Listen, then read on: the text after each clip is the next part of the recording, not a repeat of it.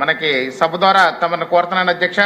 అదేవిధంగా చూస్తే మా యొక్క రాజనగరం నియోజకవర్గంలో 3 సబ్ స్టేషన్లు ఎప్పటి నుంచో గత టీడీపీ హయాంలో మొదలు పెడితే వైసీపీ హయాంలో కనీసం 5 ఏళ్లలో కూడా సబ్ స్టేషన్లు వేయించలేదు అధ్యక్ష. ముఖ్యంగా చూస్తే మాకు అక్కడ నన్నయ్య యూనివర్సిటీ ఉంది అధ్యక్ష.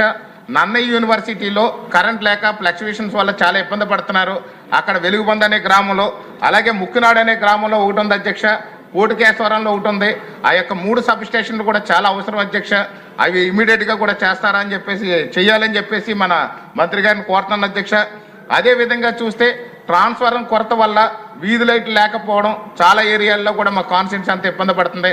ముఖ్యంగా సీతానగరం మండలం అని ఉంది అధ్యక్ష. మా కాన్స్టిట్యున్సీలో ఈ రాజనగరం నియోజకవర్గంలో సీతానగరం మండలంలోకి వచ్చేసరికి వర్షాకాలంలో అక్కడ ప్రభావం ఎక్కువ ఉంటుంది వర్షాలు. దానివల్ల పవర్ అనేది చాలా ఫ్లక్చువేషన్స్ ఉంటాయి అధ్యక్ష. దాని మీద కొంచెం చర్యలు అనేది కొంచెం గట్టిగా తీసుకోవాలని చెప్పి కోరుతున్నాను అధ్యక్ష.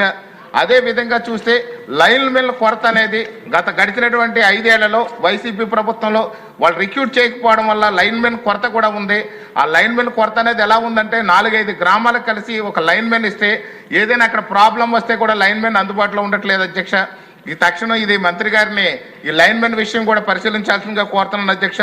అదేవిధంగా చూస్తే మాకు పవర్ అనే దాన్ని ఈ యొక్క వ్యవసాయానికి ఇచ్చే కరెంటు ఈ కూలీల సమయంలో ఇస్తే బాగుంటుందని అనుకుంటున్నాను అధ్యక్ష. నా యొక్క కోరిక ఏంటంటే ఉదయం 6 గంటలకే కూలీలు వస్తారు, కానీ కరెంటు మాత్రం 9 గంటలకి ఇచ్చేసరికి ఈ యొక్క రైతులు ఇబ్బంది పడుతున్నారు అధ్యక్ష.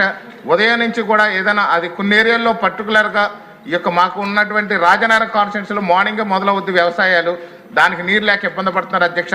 దాన్ని ఏమైనా టైంని ఏమైనా అడ్జస్ట్ చేసి మార్నింగ్ ఏదైతే మనం 9 గంటల కరెంట్ అనుకుంటున్నామో ఆ 9 గంటల కరెంట్నే అది ఉదయం పూట ఇస్తే బాగుంటుంది అనేది నా యొక్క ఆలోచన అధ్యక్ష. ఈ యొక్క బలరామకృష్ణ గారు, ఇది ప్రశ్నోత్తరాల సమయం. మీరు ఏదన్నా ప్రశ్న ఉంటే అడగాలి తప్ప ఇది కోరికలు కోరే సమయం కాదు. ప్రశ్నోత్తరాల సమయం అనేది మీరు మనసులో పెట్టుకుని నాకు అది కావాలి నాకు ఇది కావాలి అని కాకుండా ప్రశ్నోత్తరాల సమయంలో ప్రశ్నించండి, దానికి మంత్రి గారు సమాధానం చెప్తారు. థ్యాంక్ యూ అధ్యక్ష.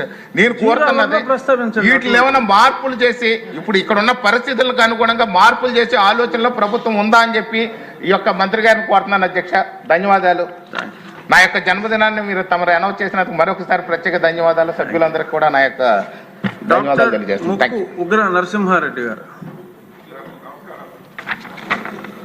సార్, కనిగిరి నియోజకవర్గంలో దాదాపు 329 అగ్రికల్చర్ కనెక్షన్స్ పెండింగ్ ఉన్నాయి సార్.